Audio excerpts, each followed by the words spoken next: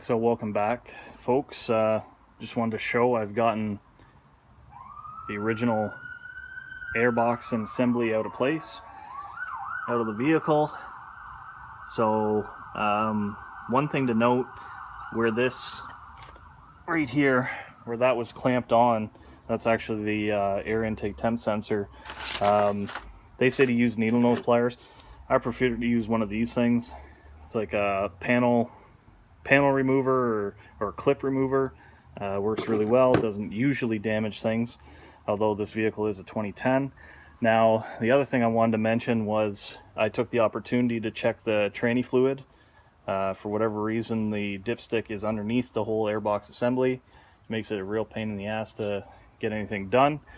So I figured I'd take a look while I was in there. Make sure that you follow what's specified on there or in the owner's manual. So Ford uses a Mercon tranny fluid on this one. I believe that's because it's an Aisin transmission, which is a Japanese-made transmission.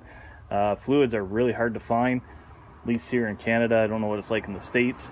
You can obviously get it at the dealership. The dealership charges you something ridiculous. I ended up finding it at CarQuest Auto Parts. It was actually by I think it was Global was the name of the brand.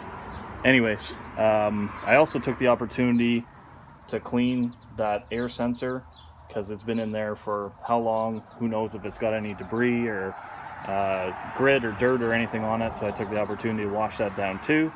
So it's been transferred over to the actual assembly. So it's ready to go in. So hopefully the next video you'll see everything installed. The